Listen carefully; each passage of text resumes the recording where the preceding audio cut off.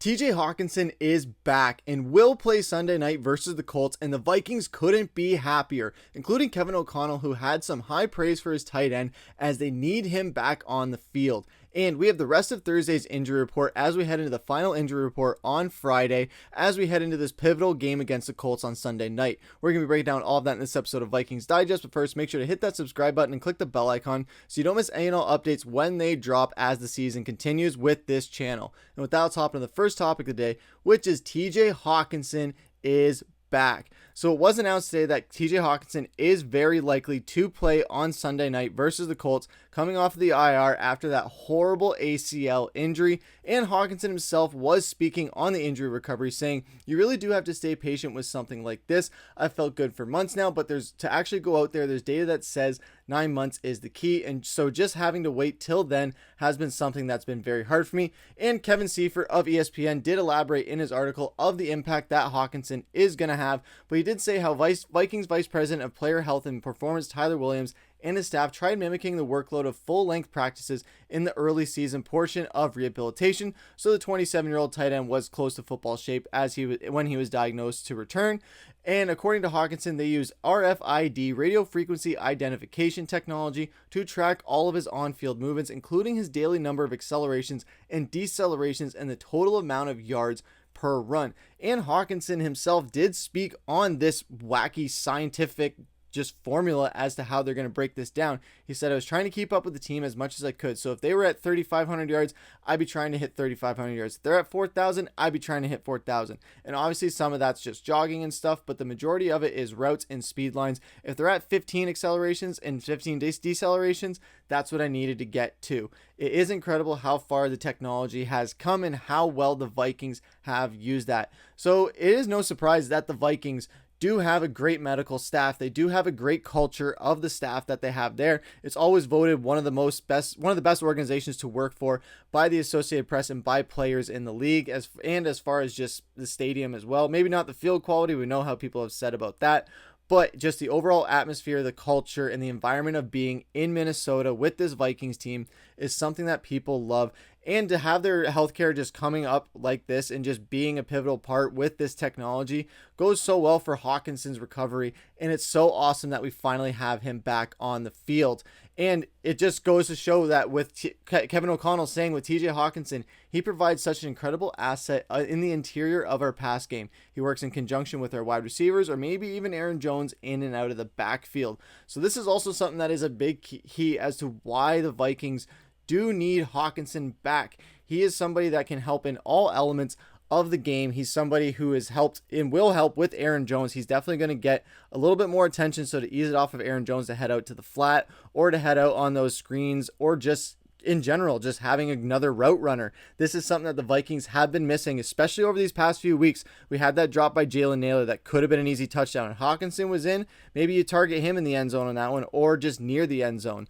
And just with Jordan Addison just being in a bit of a slump right now, they're going to have to break him out of that as well. So Hockenson will be able to bring a little bit of attention off of Addison so that DBs are focusing more on him, and safeties so that Addison can maybe get free on those big chunk plays when Hockenson and Jefferson are locked down. It's just going to be another weapon for Minnesota where they're going to have so much that teams aren't going to be able to know how to adjust to them. So for them to be 5-2, yes, we're coming off of 2 bad losses. They're really ones that we have to shake in this Colts game, especially on prime time on Sunday Night Football. So if we have our other weapon back for that, we've gone through these first 7 games without that big weapon, and now we finally have him back. So we're going to be in a position where we could potentially put up a lot more points on the board and have a very different passing game than what we've been used to having.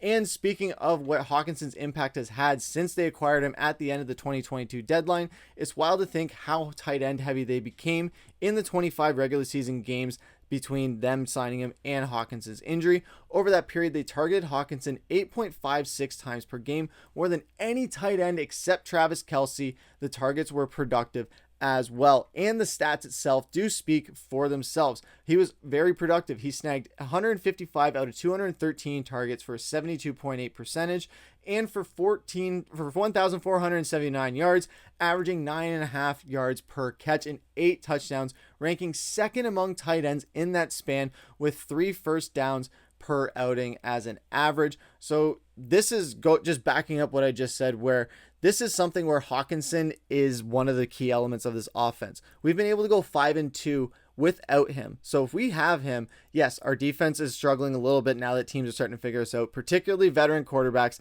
Yes, we don't have Christian Darrisaw for the rest of the season. We went out and got Cam Robinson. So we're working on these things to make sure that Minnesota can continue to have this success throughout the season so we can just forget about these two games.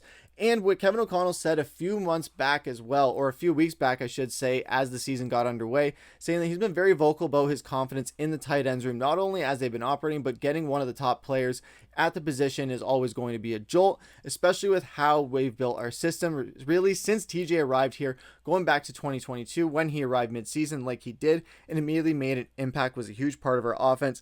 And as far as that confidence in the tight ends room, Seifert noted that Minnesota has averaged the fewest passes, 27.1, directed the second fewest targets at 4 per game to its healthy tight ends. While Johnny Munt and Josh Oliver have done well in spurts, the Vikings are eager for a wrinkle in their offense that's been absent the first 8 weeks, a savvy route runner and proven intermediate level threat that overmatches linebackers and safeties. And he is definitely that overpowering X factor for Minnesota. We've seen there where Travis Kelce is really the only other tight end that has matched the production that Hockenson has had since he got to Minnesota. So there is not many other tight ends. And yes, even in this league, there's a lot of tight ends where they're almost a dime a dozen, where it's very hard to find them. It's very rare. Even if you play fantasy, you know exactly what I'm talking about, where if you don't draft one of the top 5 tight ends, it's going to be slim pickings as far as what you're left with. So for Minnesota to have one of those top guys in a league where a lot of teams just generally don't, and it's been a late start for other tight ends as well. Kyle Pitts has recently popped off. So this is a league where tight ends, they're there. They make an impact on National Tight Ends Day, but other than that, they aren't really as much involved in the game. And we're seeing that with Minnesota, where when we haven't had TJ Hockenson, we haven't used our tight ends as much as we have been able, or as much as we should be, I should say.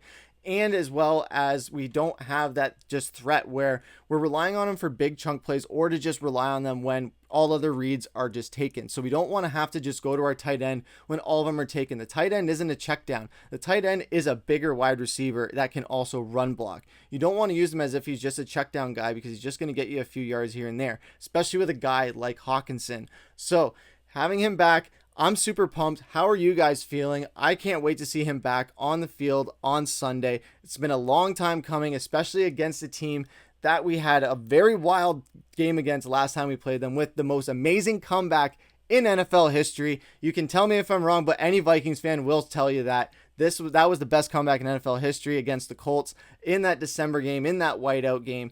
And we are ready to just bring the house down and hopefully get back on the winning streak. But what do you guys think down in the comments? What do you guys think about Hockenson's return? What do you guys think is going to be his stat line in his game 2 action? But that's going to take us into our second topic of the day, which is the Thursday injury update. So we see here in the Thursday injury update, there was a few notables. The biggest one, Blake Cashman. He was a DNP. He was working off on the sideline with coaches, so he might be getting back into that, but he is taking it slow. He wasn't officially practicing, so that is something that we likely will not have him for this game on Sunday, sadly.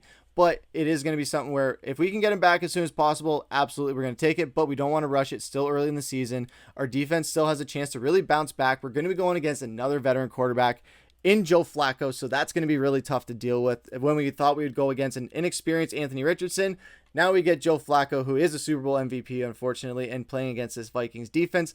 That is going to throw everything at him, and he has seen it playing against Brian Flores within his time in New England while Joe Flacco was in Baltimore. So this is going to be a nice little crossing where Joe Flacco is going to have some familiar enemies. And then we see TJ Hockenson full practice as well. Josh Oliver full practice. Questenberry full practice. Dalton Reisner full practice. He's going to be activated back off the IR.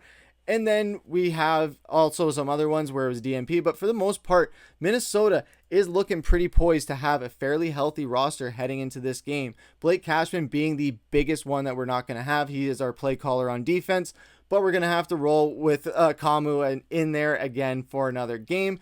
And then we're going to have TJ Hockenson back. So I feel pretty good about our chances heading into Sunday, even without Blake Cashman. I think that he is going to be somebody that once we get him back, our defense is going to be rolling just like we were. But until he comes back, I think we're still going to be just fine, especially against a Colts team where they've been up and down over the season, but also Joe Flacco is very consistent. So that's going to be something where maybe we don't blitz so much. Maybe we ease off a little bit. Maybe we take a little bit of a chill pill from the blitzes there, Brian Flores. And then we just go out and execute normally, just trusting our guys in the positions they're in. Try not to be short-sided or short-handed, I should say, on the pass protection and coverage. So what do you guys think about the injuries down below? What do you guys think about the game on Sunday? What will be the final score of the game? We're going to be dropping a game preview heading into this weekend, so stay tuned for that. But that's going to do it for this episode of Vikings Digest. I've been your host, Griffen. Take care.